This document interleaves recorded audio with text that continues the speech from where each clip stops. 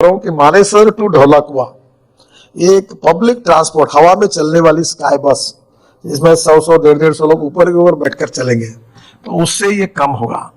तो public transport को encourage करना, हर आदमी गाड़ी खरीदता है। हिंदुस्तान में एक एक्सपर्टाइज है पॉपुलेशन बढ़ाने का और ऑटोमोबाइल ग्रोथ बढ़ाने का।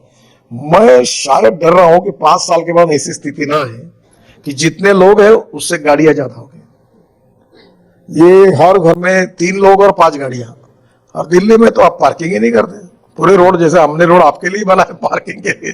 तो कहीं ना कहीं ये प्रॉब्लम बढ़ने वाला है। तो पब्लिक ट्रांसपोर्ट अगर अच्छा होगा तो मैं आपको बहुत अच्छी तरह कहूँगा इस पर आप कार्यक्रम करिए। मैंने अभी बेंगलोर में वॉल्वो का स्लीपर कोच लॉन्च किया और वो इतना सुंदर है, 15 मीटर की बॉडी है, जैसे AC 2 टायर में बैठते उतना अच्छा था। अब मैंने उनको कहा कि आप स्लीपर कोच के साथ साथ बिजनेस क्लास कोच तैयार करो, ऐसे सो के लैपटॉप देखकर, जैसे दिल्ली से जयपुर जाना है तो ये पूरा ऐसा सो के जाएगा, एयर सस्पेंशन ऐसा होगा कि आपको पता ही नहीं चलेगा, हवाई जहाज जैसा कंफर्ट बिजनेस क्लास जैसा होगा। तो ये पब्लिक ट्रांसपोर्ट में वो भी इलेक्ट्रिक पे चलेगा तो पोल्यूशन भी नहीं होगा। तो धीरे धीरे पब्लिक ट्रांसपोर्ट को इनकरेज करेंगे तो पोल्यूशन भी कम होगा, रोड का ट्रैफिक जाम भी कम होगा। हम जितने रोड बना रहे हैं उतना ट्रैफिक बढ़ते ही जा रहा है, तो आखिर कहीं ना कहीं उसको मर्यादा है। तो ये फॉसिल फ्यूल का इंपोर्ट 16 लाख करोड़ का है, तो हमको इसको कहीं ना कहीं public transport comfortable good comforts अगर बनाया तो लोग जाएंगे उसमें। द्वारका एक्सप्रेस हाईवे बनाया, मेरा कुछ जागरूक ठीक नहीं, दिल्ली मालूम नहीं मुझे ज्यादा, तो गलती होगी तो मुझे माफ करना। उन द्वारका एक्सप्रेस हाईवे से शिव मूर्ति है, वहां से हम एक टनल बना रहे, एक T3 पे जाएगा एयरपोर्ट पर अंदर से, और एक टनल आएगी बसंत विहार। और द्वारका एक्सप्रेस हाईवे बनने से इसका ट्रैफिक आधा होगा ऐसा मुझे ऑफिसर कह रहे हैं।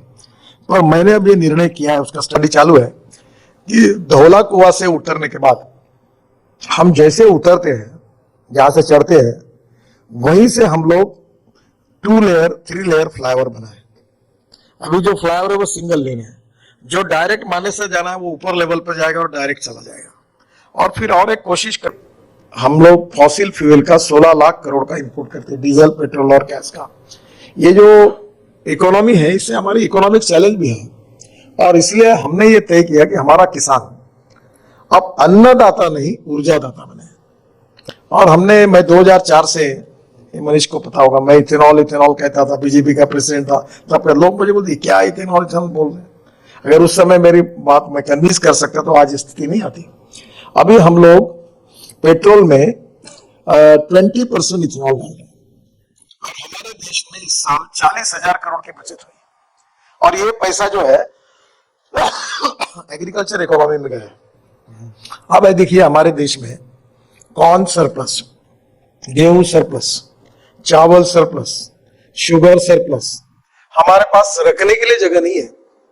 हमारी कमर्शियल प्राइस MSP से नीचे चली गई है, इतना सरप्लस है। और हरियाणा में, पंजाब में रेलवे स्टेशन पर चावल हमने रखा। तो इसलिए diversification of agriculture towards energy and fuel sector. तो पहले फूड वर्सेस फ्यूल झगड़ा करते थे, पर परिस्थितियां बदली है।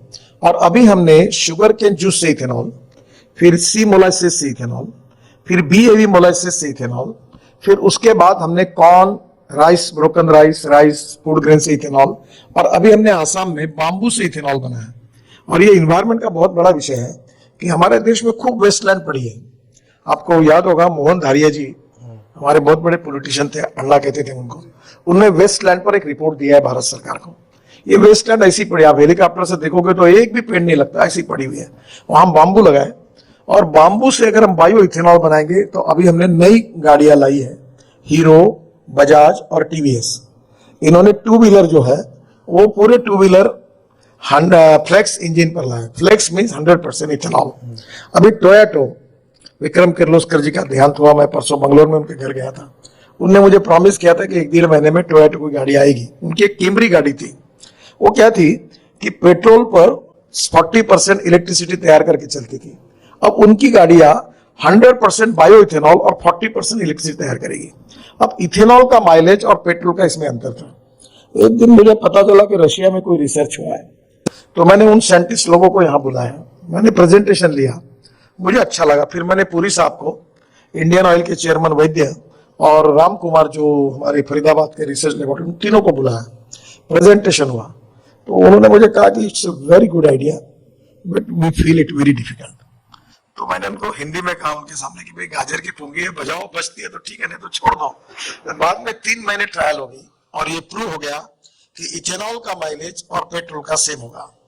अभी 1 litre ethanol equal to 1 litre 300 ml, 1 litre petrol equal to 1 litre 300 ml ethanol as far as calorific value था। अब वो सेम हो गया। अब इथेनॉल का रेट है 60 रुपए और पेट्रोल का रेट है 120 रुपए, और उसमें भी 40% बिजली आएगी। तो आप समझ लो कि आपको 25 रुपए लीटर से पेट्रोल मिला, इस भाव में वो एवरेज मिलेगा।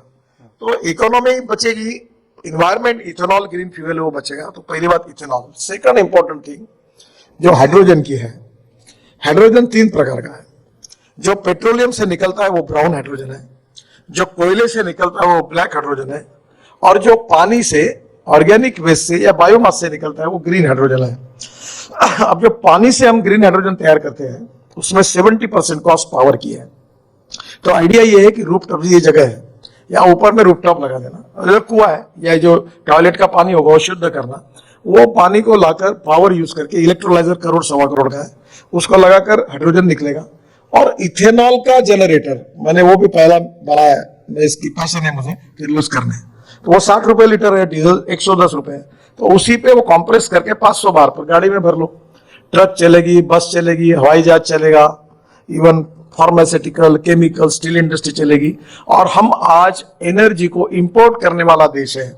और अब मोदी जी ने जो हाइड्रोजन मिशन तैयार किया उसमें हम हाइड्रोजन को एक्सपोर्ट करने वाला देश होंगे, हमारा फ्यूल वर्ल्ड में जाएगा।